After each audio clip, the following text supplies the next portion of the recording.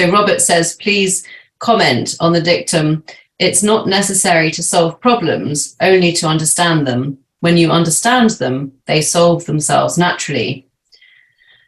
And then Marshall asks, a young student, or says, as a young student was confronted with an exam question, what is rabies and what can be done about it? And he responded, rabies is Jewish priests and there's nothing to be done about it, thanks to Idries Shah. I think we understand the problem pretty well, but we need more discussion of what can be done about it. Okay. And I'm a bit sympathetic with both of these points of view. I mean, the question about what do we do about it is an eternal one and an important one. But there are a number of sort of distinctions I want to make. And one of them is one that I was brought into focus by my reading of Dougald Hines' latest book, At Work in the Ruins, where he makes a good distinction between a problem and a predicament. And a problem is something that has sort of turned up like the toast got burnt, or, something. He doesn't use that example, but there's a problem here. Can we fix it? And usually we can. A predicament is a set of circumstances which are in some ways not solvable in the sense of cracking a problem. And the ultimate example of this is the predicament that we are mortal. There isn't a fix for this. In between, there are a lot of things that are predicaments that require a great deal of understanding to see how they came about. And it's only if we can see how they came about that I believe we can hope to give a satisfactory answer to them or response to them, not necessarily a solution, because that suggests that, as it were, they are a solvable problem. But I mean, there's a tendency to think that we must have had a lot of bad luck. We were doing so well, everything was getting better. And then suddenly somebody pointed out that climate was changing, and somebody else reported that the barrier reefs were dying, and so on and so forth. But it's not that we've come across a lot of glitches in an otherwise, smooth course. In fact, we've been following a thoroughly toxic philosophy, which could have been foreseen to result in various kinds of disasters for humanity, which we're beginning to see, and they're linked together. Now, my reason for drawing attention to their being linked together is not just that sometimes the solutions will need to be linked together, because if you solve one part of a problem but it's dependent on something else you haven't addressed, I mean, that is a problem, and that is a fair point, but that's not really my point. My point is that we're looking at the manifestations of something much deeper down. So its causes are not near the surface, and not even near the other things it's connected to on the surface, but they're in the roots, as it were, of the way we think. And if we are to address those problems as if they were problems that have solutions only, because we do need to address them. I get that in an everyday left hemisphere way. Oh, a problem, let's solve it. We do need to be doing that, but it really won't be any good if we don't actually completely change the way we think about what a human being is, what the world is, and how the two relate, as I always say.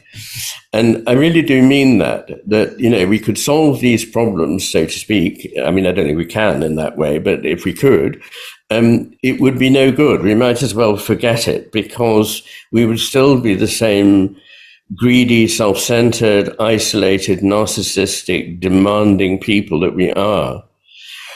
It's only by becoming very different in our attitude to what we've been given in life and in the world, and to who we are, that we can either hope to make things better for the future and for those who come after us, or respond to the sort of ethical demands that I think that being alive and being in this world pose for us.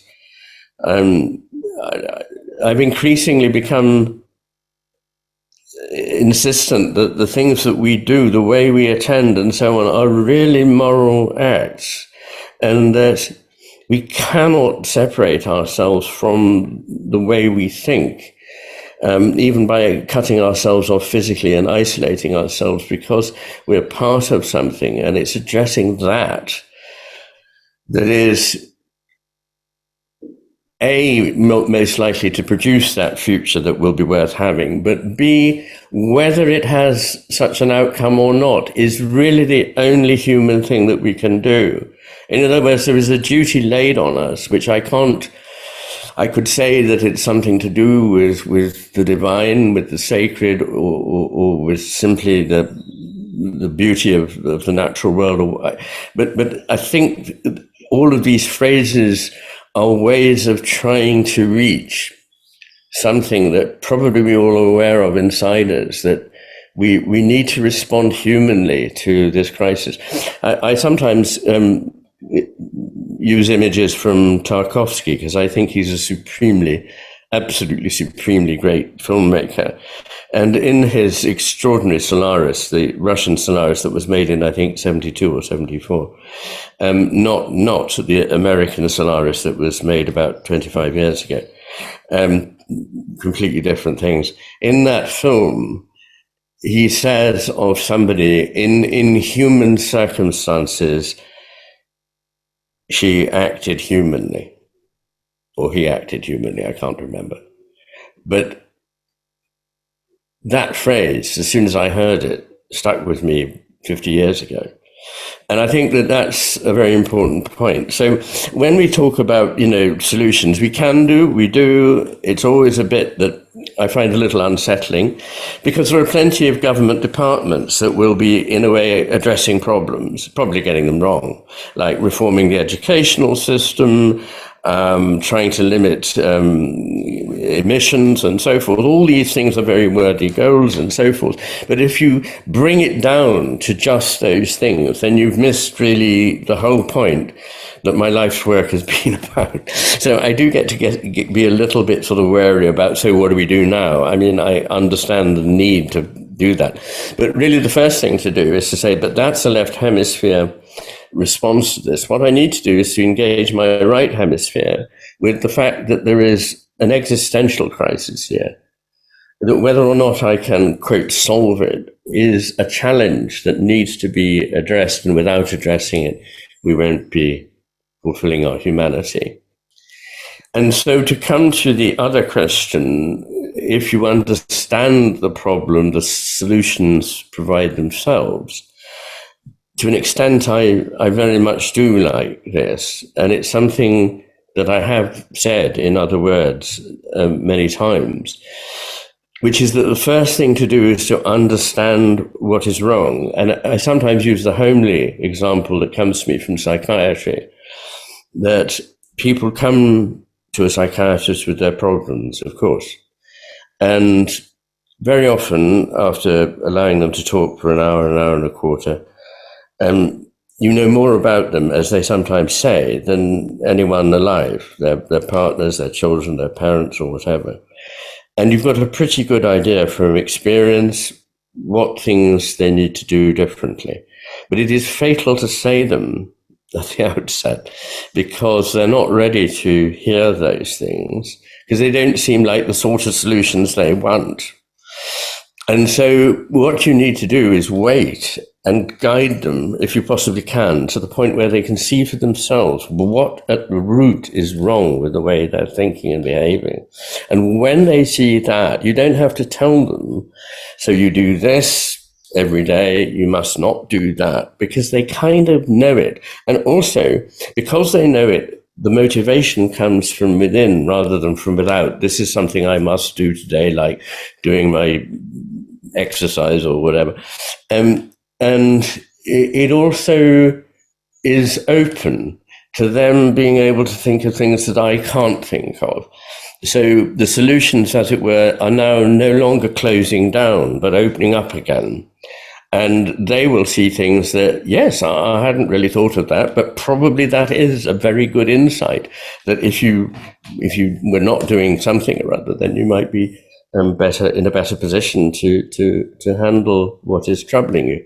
So I think on all those grounds, I like that point about understanding. And I just want to comment on this because I've just come back from the real Hay Festival, not the fluffy Hay Literary Festival, but the Hay Philosophy Festival, which goes on at the same time and is called How the Light Gets In.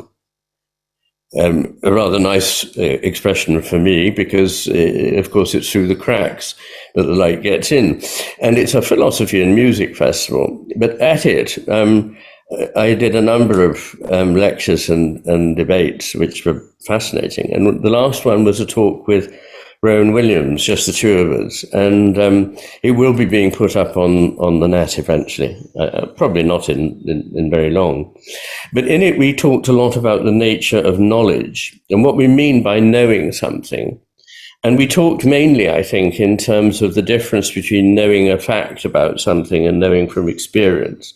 In other words, the difference between connaître and savoir, between kennen and wissen.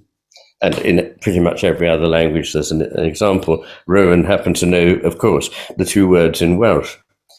But I think there's more than that going on, because knowing is fine, but there's something even more profound, which is not knowing. And of course, that's very familiar to those who know Oriental traditions. And it can sound rather paradoxical, what you're recommending ignorance. But that's not what it is. Not knowing is on the other side of knowing from ignorance. There's first of all ignorance, and then there's knowing, and finally there's unknowing. And in fact, there's a similar thing with action. So when people ask, what do we do? There is a kind of inability to see what to do on this side, as it were, of a plan of action. But there is also the wisdom of what the Chinese call wu wei, which is a kind of active inaction, which is summarized in a quotation from, I think, the Tao Te Ching. The master does nothing, but nothing is left undone. And so I want to focus just for a second, because we've got a little bit of time, on that and its relationship to understanding. Because although one can articulate knowledge, or often can articulate knowledge, or one can refer to knowledge, understanding is something different. It is inhabiting a certain mental place in relation to something in which there is no longer a division between your inquiry and it, or at least there is a less palpable division.